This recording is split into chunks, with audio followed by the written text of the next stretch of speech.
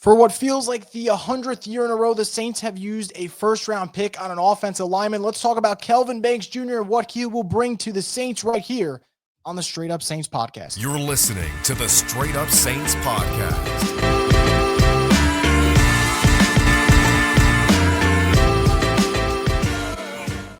What is up, Houdat Nation? Welcome back inside another edition of the Straight Up Saints podcast. I'm your host, Chris Rosvogo, and the Saints made quite a little splash in the water, but with a big-time player with Kelvin Banks Jr., with a number 9 overall pick in the draft, going offensive tackle, something that the Saints have hinted at a lot over the last couple of days, talking about building the team from the inside out, especially with Kellen Moore coming over and wanting to get this offense humming. Look, I'll put it this way. There's going to be a lot of fans frustrated with this pick. They're going to call it boring. They're going to call it a lame pick. I understand the frustration. The Saints have taken offensive linemen so early in just about every single draft. Trevor Penning in 2022, Fuaga in 2024. Think about Ruiz in 2020, Eric McCoy in 2019. Like, the Saints take offensive linemen all the time, and it is incredibly frustrating when you whiff like you do on Trevor Penning at 2022. But I look at Kelvin Banks, okay, and you have a player, very good pass protector already, only 21 years old, but he's got 42 starts at Texas underneath his belt. I think there's potential there. You play him at left tackle if that's where you feel confident in.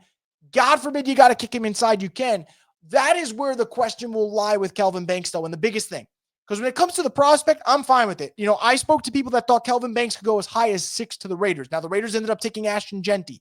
But Kelvin Banks was gaining serious traction. This was not a risk of a pick, gambling and reaching for the position. This guy was legitimately generating top 7 interest in the draft. Saints take him at 9. Okay, you don't have to love the pick.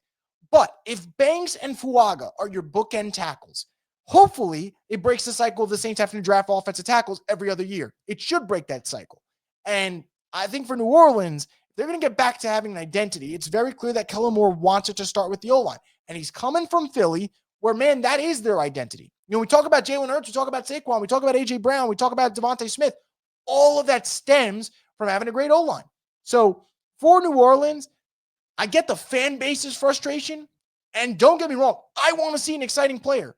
The Saints, outside of Chris Olave, have not taken an exciting player in the first round of the draft till dating all the way back to Marshawn Lattimore in 2017. Genuinely.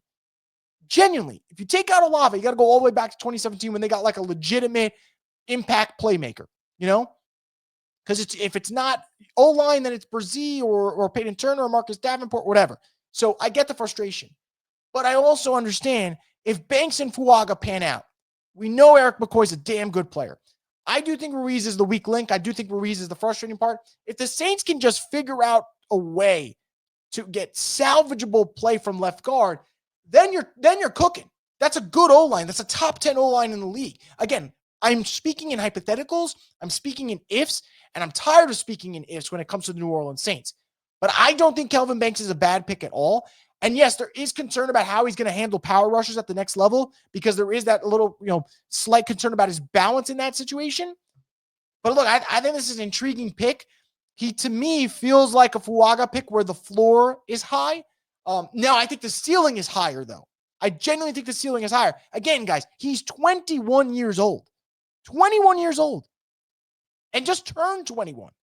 So his second year in the league, he's going to be 22. Like, this is a baby in terms of age. That's 6'5", 300 plus pounds.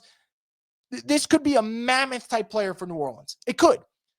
But I understand the frustration, especially when Jalen Walker was on the board, when Tyler Warren was on the board. I get it all. But we'll see what the Saints do. They needed to get an offensive tackle. They've made it very clear they wanted to get an offensive tackle. I tried to warn people this is what was going to happen. It's not that I want to be right. I don't care about being right. I get why the Saints went this way. That said, no more taking offensive tackles. For the love of God, this be the last one that the Saints take over the next 5 years. We need some excitement in New Orleans. Kelvin Banks might be a damn good player.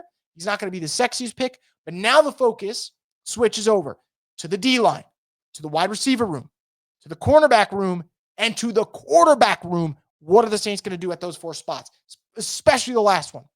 Because you might have Banks and Fuaga and Eric McCoy. Who the hell knows what they're going to do with Trevor Penning? And you might feel like, hey, I got all this first-round talent on the O-line. Great. Who are they blocking for? Who are they pass protecting? Maybe we'll find out in the next couple of days. But for now, the Saints draft Kelvin Banks. I think he's a really, really clean prospect, but I understand why Saints fans probably aren't exactly throwing a celebration at this moment in time. So that's going to do it, guys, for this edition of the Straight Up Saints podcast. As always, I want to remind you guys to make sure to subscribe to the channel if you guys haven't already. We're going to have a ton of content leading up to day 2 and day 3 of the draft. We'll have you covered on every single pick that the Saints make. And as always, guys, make sure to leave your thoughts on what went down. Do you guys like the pick? Are you against them adding Kelvin Banks to the roster? Let me know and I'll get back to you in the comment section below. But that's going to wrap it up. And we'll talk to you guys soon here on the Straight Up Saints podcast, the destination for the Who Dat Nation.